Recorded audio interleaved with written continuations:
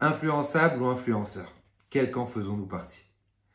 Faisons-nous partie des personnes comme un troupeau qui suit le berger, où on est à l'écoute des dernières mœurs, des dernières tendances, les dernières modes, où on est obligé d'avoir, que c'est vital, et que si on n'a pas, c'est comme si chasvé shalom qu'on a raté notre vie? Ou bien, sommes-nous, nous, les influenceurs? Celui qui va décider de son avenir, grâce à son approche avec Akadosh Baruch Hu, grâce à sa émouna avec Hachem, grâce à son contact avec le divin, on a la possibilité d'être maître de notre avenir. Dans quel camp on fait partie? Il y a cette semaine, Parashat Vaïgash, la fameuse rencontre entre Yehuda, qui était le roi d'Israël, et Yosef, qui était le roi d'Égypte. Et Yehuda interpelle Yosef et dit à Yosef, « S'il te plaît, mon Seigneur, ne t'énerve pas. J'aimerais te parler. J'aimerais te dire quelque chose dans l'oreille. » On connaît le contexte que Yosef avait reconnu ses frères et que les frères de Yosef n'avaient pas reconnu. Ils ne reconnaissaient pas leur frère. Bien que c'est très surprenant, comment c'est possible qu'ils ne pouvaient pas le reconnaître? Des fois, on peut voir la vérité en face de soi, voir la vérité.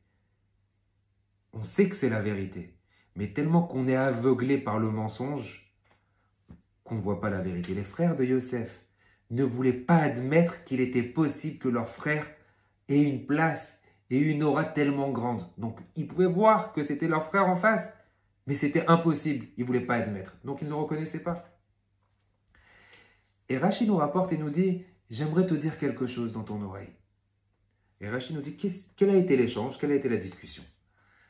La discussion a été que Yehuda dit à Yosef, tu sais, en vérité, tu es un menteur. Tu es un menteur comme ton maître. Comme Paro, qui est le surpuissant d'Égypte, tu es un menteur comme lui.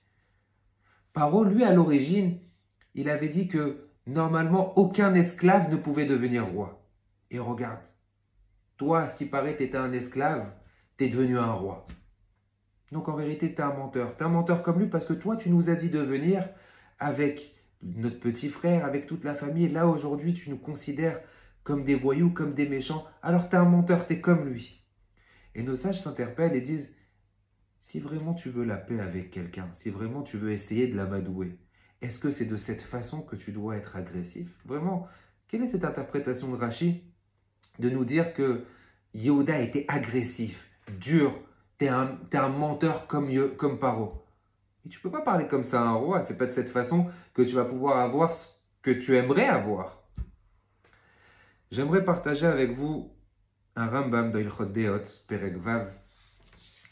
Le Rambam y rapporte, il dit, Derer Briato Shel Adam, il est de la nature humaine. Liot Nimshach Bedeotav ou Maasav Achar, que la personne soit attirée dans ses idées, dans ses actions, par rapport à un cadre social, par rapport à la ville et au pays dans lequel il habite. C'est le motif pour lequel le Rambam explique. L'effikar tzarich Adam leitchaber. C'est le motif pour lequel qu'une personne doit impérativement être accrochée à la Torah, être accrochée au tzadikim, de manière à ne pas recevoir d'influence extérieure. Et même si on est dans une suiva, même si on est dans une société qui peut être négative, néfaste, contre la Torah, le fait d'être proche des tzadikim, le fait d'être proche de la Torah, c'est ce qui nous donne la possibilité à créer une rempart et ne pas subir d'influence. Vous connaissez tous cette histoire. Il y avait une fois au marché, un jour où le marché était plein, bourré à craquer. Et là, il y a une femme qui d'un seul coup lève ses yeux en l'air. Elle lève ses yeux comme ça. Et tout le monde est surpris, tout le monde a peur et tout le monde regarde et tout le monde lève les yeux. Ils s'attendent à ce qu'il y ait quelque chose qui leur tombe sur la tête. Et là, au bout d'une minute, 2 minutes, que tout le monde regarde et elle est aussi comme ça de cette façon. Il y a quelqu'un qui s'approche vers la dame en question et lui dit, mais pourquoi vous avez levé comme ça votre tête? Qu'est-ce que vous attendez? Il lui dit, non, non, tout simplement, je saignais du nez et j'ai dû mettre ma tête en arrière. Et toutes les personnes qui l'ont regardé, ils pensaient qu'il allait avoir quelque chose qui tombait. L'idée est la suivante. Lorsque Yehuda est venu chez Yosef et lui a dit « Est-ce que tu es un influenceur ou tu es influençable ?» La vraie réussite d'une personne, si elle est influençable, elle n'arrivera jamais. Est-ce que tu es comme ton maître? Est-ce que tu es comme Paro? Tu vas subir son influence? Ou bien est-ce que toi-même tu vas être maître et tu vas décider de ton avenir? C'était uniquement un moyen de le piquer et de lui dire, regarde, s'il te plaît, essaie de prendre conscience. Ne sois pas toi comme Paro, comme ton maître, ne sois pas un rachat. Le message, il est très clair, mes chers amis. Lorsqu'on voit tout ce qui se passe et qu'on essaie malheureusement de ressembler aux autres, d'être comme des autres parce qu'on subit cette influence, on ne réussira jamais dans notre vie. Le seul moyen de pouvoir se réaliser, c'est d'être nous des influenceurs. Des influenceurs dans quel sens? Dans quel sens? Des influenceurs dans le sens où, lorsque j'ai la Torah, lorsque j'ai les mitzvot, lorsque j'ai derech chaim, un chemin de vie qui est accroché à Kadosh Baruch Hu, alors on devient automatiquement nous les influenceurs. Parce que ce n'est pas notre propre influence, c'est l'influence directe d'Akadosh Baruch Hu. Et on aura automatiquement la bracha directe d'Hachem dans toutes nos actions et la bracha dans nos mains. On aura la facilité parce qu'on est tout simplement lié avec Hachem.